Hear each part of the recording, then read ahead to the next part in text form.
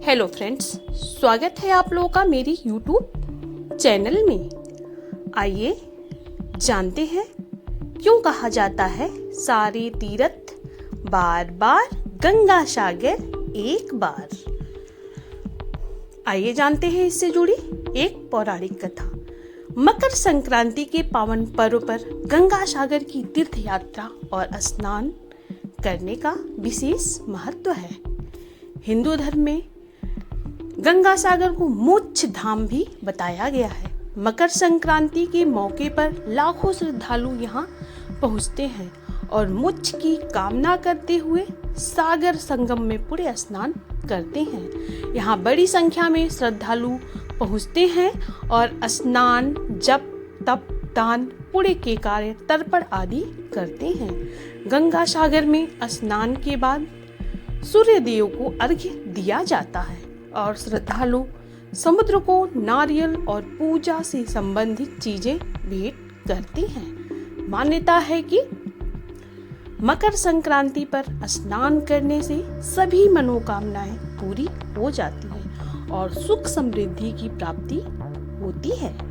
भारत के सभी तीर्थ स्थलों में गंगा सागर को महातीर्थ माना जाता है। सारे तीर्थ बार बार, गंगा सागर एक बार। इस कहावत के पीछे मान्यता है कि जो पुण्य फल की प्राप्ति किसी श्रद्धालु को जप, तप, तीर्थ यात्रा, धार्मिक कार्य आदि करने पर मिलता है, वह उसे केवल एक बार गंगा सागर की तीर्थ यात्रा करने और स्नान करने से मिल जाता है।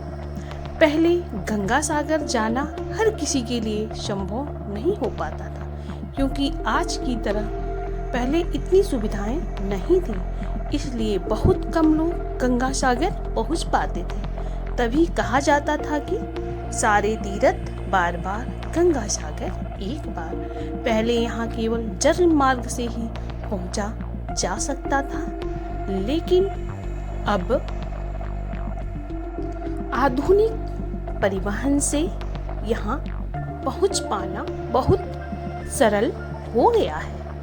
मकर संक्रांति पर गंगा सागर में स्नान को लेकर पौराणिक महत्व है। पौराणिक कथा के अनुसार जब माता गंगा भगवान शिव की जटा से निकलकर पृथ्वी पर पहुंचती थी, तब वह भगीरथ के पीछे पीछे चलकर कपिल मुनि के आश्रम में जाकर सागर में मिल गई थी। माँ गंगा के पावन जल से राजा सगर के 60,000 शापग्रस्त पुत्रों का उद्धार हुआ था।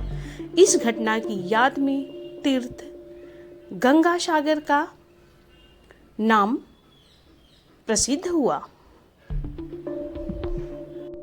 तो आइए सुनाते हैं आप लोगों को इससे जुड़ी पौराणिक कथा। पौराणिक कथा के अनुसार गंगा सागर के समीप कपिल मुनि आश्रम बनाकर तपस्या करते थे।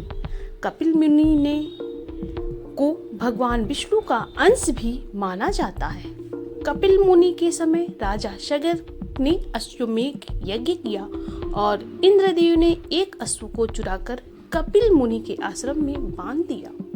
अश्वमेघ यज्ञ का अश्व चोरी हो जाने पर राजा ने अपने 60,000 पुत्रों को उसकी खोज में लगा दिया। वे सभी खोजते खोजते कपिल मुनि के आश्रम में जा पहुंचे और मुनि पर चोरी का आरोप लगाया। इससे क्रोधित होकर कपिल मुनि ने राजा सगर के सभी 60,000 पुत्रों को जलाकर भस्म कर दिया। राजा सगर ने मुनि से पुत्रों के लिए क्षमा मांगी। कपिल मुनि ने कहा कि सभी पुत्रों को मोक्ष के लिए अब बस एक ही मार्ग बचा है। तुम स्वर्ग से गंगा को पृथ्वी पर लेकर आओ। राजा सगर के पोते राजकुमार अंशुमन ने प्रण लिया कि जब तक माँ गंगा पृथ्वी पर नहीं आ जाती,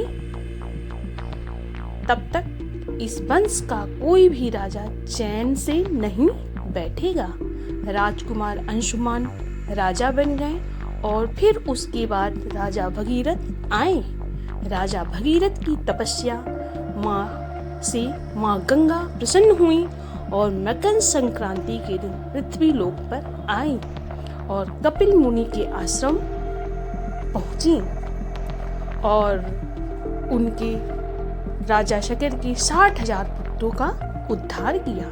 तो ये थी गंगा सागर से जुड़ी एक पौराणिक कथा और इसीलिए कहा जाता है कि सारे तीर्थ बार बार, गंगा सागर एक बार। तो ये थी गंगा सागर से जुड़ी पौराणिक कथा। ये कथा आप लोगों को कैसी लगी? अगर अच्छी लगी हो तो इसे लाइक कीजिए, शेयर कीजिए और ऐसी ही जानकारियों के लिए हमारे चैनल को प्लीज सब्सक्राइब कीजिए।